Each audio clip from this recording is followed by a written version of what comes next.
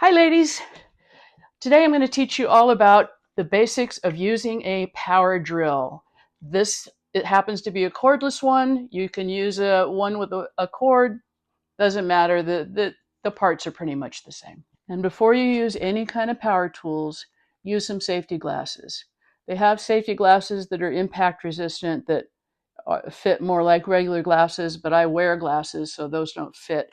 I use this one. It fits just fine over my glasses. You don't want something flying in your eyes.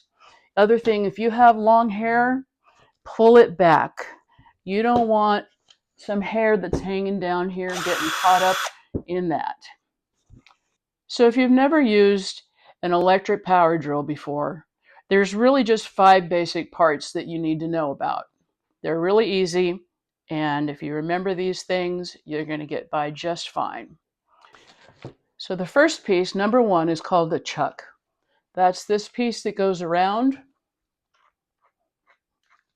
And as you turn it, you can see those teeth right in there are closing down.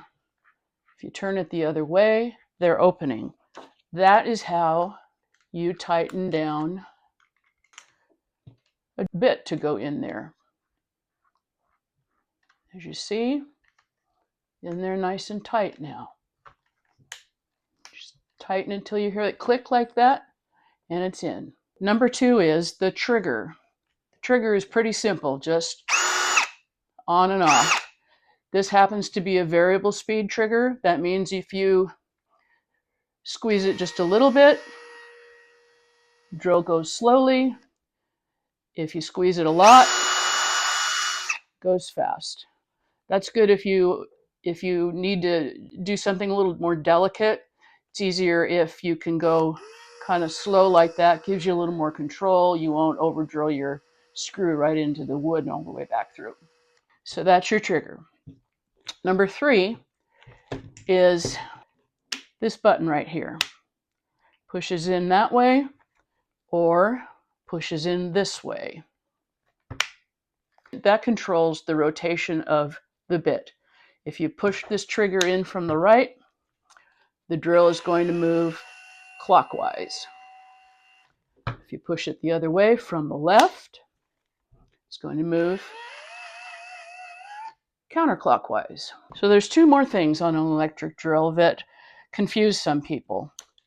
These numbers right here, you can spin them around till they line up with this arrow.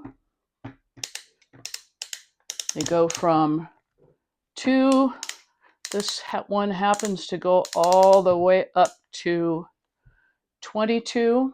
This controls what's called the torque, or you could just say it another way, it controls how much strength is behind the drilling process.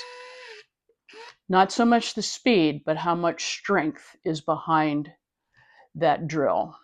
And the reason that's important is because if you're way up here on 22, you're going to have a lot of power behind here.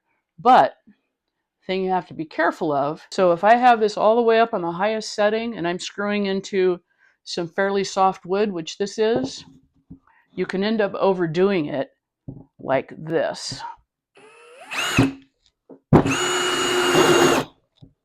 And have that happen. Be sure you clamp down your wood if you're screwing into something. The other thing that can happen is that you can overdo it. You can screw way down into the wood, which is something you don't want to have happen. See how deep that is? So what happens, I'm going to back this out, push that directional trigger from the left. That's going to change the rotation of the drill. So I'm going to pull that back out.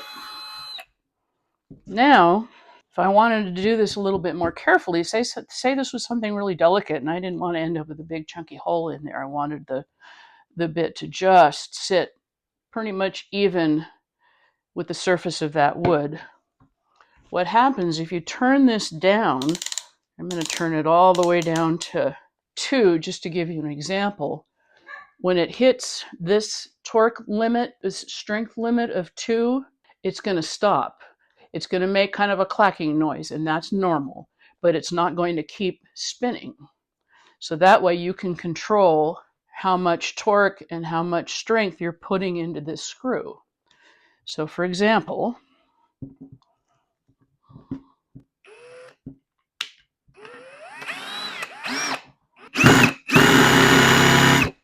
it stopped spinning when it got to about here.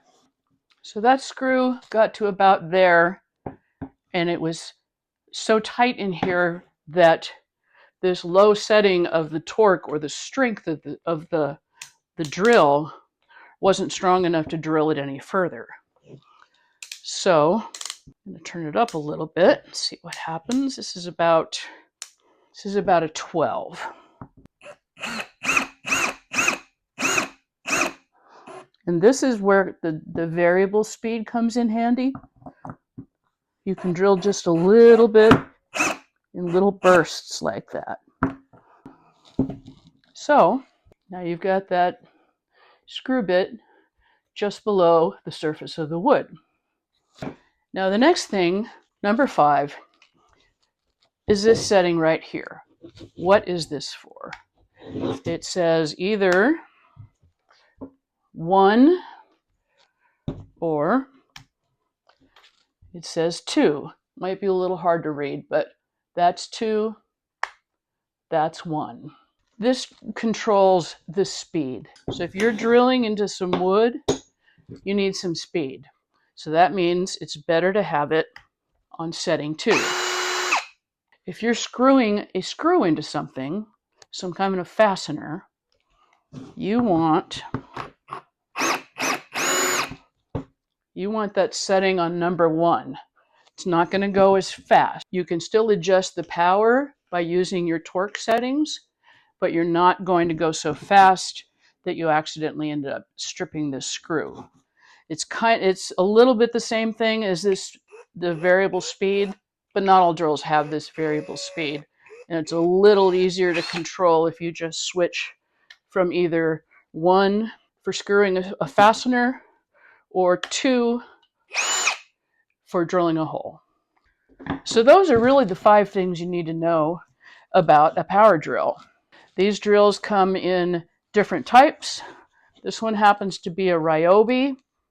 It's kind of, it's a little bit heavy, but I use it quite a lot because it's strong enough that it'll drill most anything that I'm trying to drill. Comes with the charger. Just plug it in the wall like that. I also have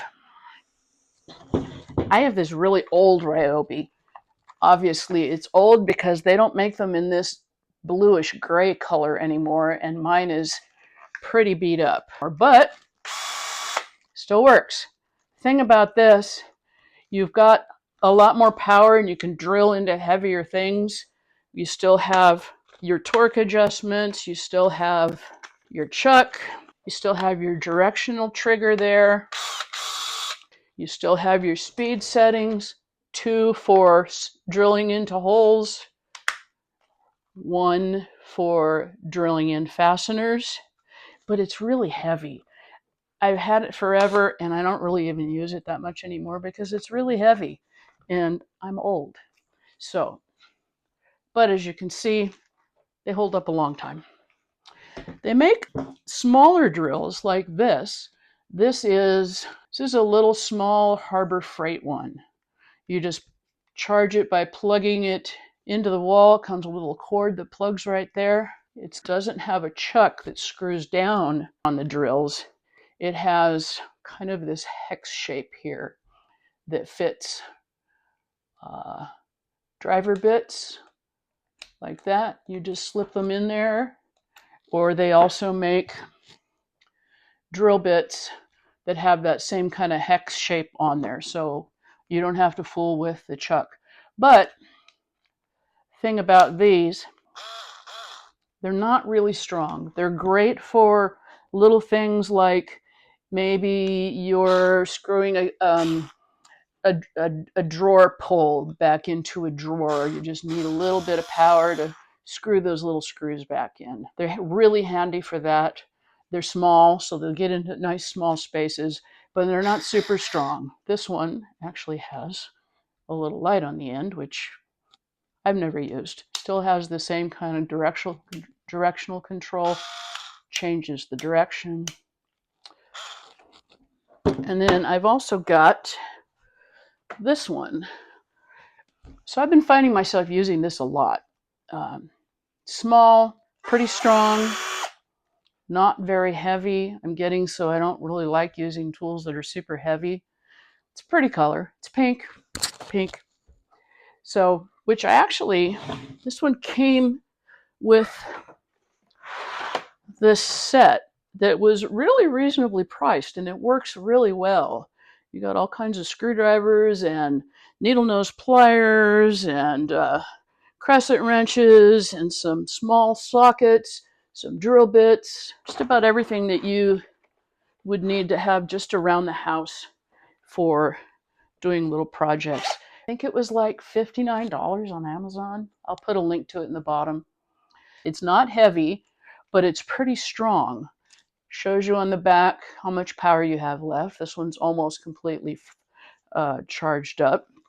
It comes with a USB cord. Plugs right in there to charge it. Easy peasy. Also has this directional control. You can change the direction of the spin. Same thing, it's got this little chuck here for attaching your drill bits or your screws. And it's got a little bit of a variable speed. You can or go all the way up like that.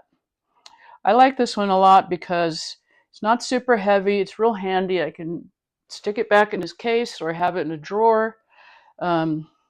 So there you have drills. If there's anything else I can help you with, if you have any questions, or if there's some kind of tool that you don't know how to use, you would like some help with, please leave some questions in the comment section. Tell me what you'd like to learn about or possibly have some questions about. I would love to help you. So have a great day, and you can do this. Bye.